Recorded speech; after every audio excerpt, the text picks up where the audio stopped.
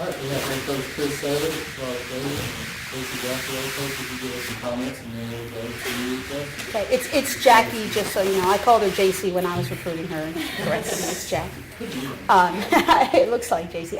Anyway, it's a great day for Princeton Lacrosse. I thought it was just a fantastic championship game out there. Both teams really fighting hard. There were definitely stretches of brilliance for both teams, and for us, it certainly wasn't easy. Harvard pushed us to the limit. We spent a lot of time on defense. I think Aaron Tochihara was outstanding in the first half, and then Harvard just kept pushing and pushing and pushing. And I mean, they clearly have a great group. Beating Dartmouth, coming back from their loss 2 days ago. But our kids, we kept fighting, and when Harvard came back, that could have been a turning point for Harvard. But our kids, Jackie got a key goal in there, and Shar got a key goal, and we made the plays when it counted. So we're really excited to be back in the NCAAs, to be representing the Ivy League. I think the whole weekend just showed the parity in Ivy League lacrosse, and it was really exciting for us. Questions? Chris, a couple of years ago, you were making the speech to your players on the selection day about how you could always have to really appreciate what it means to get in the NCAA tournament. So you think now that the players went through what they did last year, there's even a greater appreciation for it? Yeah, absolutely. It's so funny.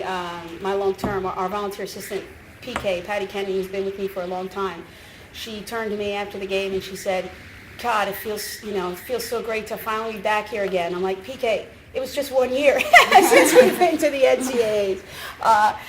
So we definitely have a tradition of excellence here, and I think for our kids, last year was definitely tough. We struggled a lot. It was a transition year for us, and I just, our team came together this year, just such good chemistry, a great work ethic. They're really the ones who turned the corner from last year to this year. And, a great attitude coming off what was a building year for us. Certainly not the kind of year we were accustomed to, but maybe given, the situation with our graduation, it is, it's what it should be. But all things in life are cyclical, and here we are. It's great to be back going to the NCAAs. Charlotte, what was your mindset on that free position goal to take the lead? Well, we've been practicing free position goals a lot during practice, especially this week. We knew that Harvard's defense was going to come out hard, and we would get the chance to get a couple of 8-meter shots. So what was going through my mind was just tuck my stick and run as fast as I can into the goal and try and fake around the goalie. Charlie, you had a stretch where you had the goal where you went to the net, then you, off the draw control, you get the ball, you draw 2 fouls, you get another goal. It's just a sense that someone had to kind of make an aggressive move, get to the net, and kind of change the momentum around a little bit? Yes, definitely. On defense, Harvard had a stretch where they were up 1, and we were talking it down on defense when we all huddled in that it needed to change. And so typically our go-to players have been Cassie Pyle and Lizzie Drum this year. And they were double-teaming, triple-teaming them. And so I just knew that someone had to go hard to goal, and we could all do it. Jackie could do it too. So. Jackie, you kind of like the closer. You got the punching goal thing, an Yeah. overtime goal, 2 goals in overtime this tournament. Do you seem to have a knack for being around the net at the right time? I think it's just right place at the right time, and those were all assisted, so it's just everyone working together, getting those second goals, I guess. What did you think of the way Aaron played in that?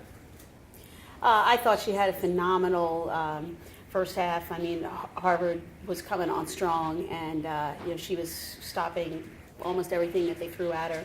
Second half, it was a different story. I think we were a little gassed defensively, and they were just coming in so hard, and we didn't have really good stops on them. So, and they just kept pounding it low, that was, I think that was a tougher half for her. But I mean, she's a phenomenal goal. I mean, she finishes with nine saves all in the first half, and we would not have won the game today if it weren't for her great play in the cage. So, I just think Harvard was getting really good opportunities and getting open looks in the second half. But 9 saves in the championship game, we'll take that.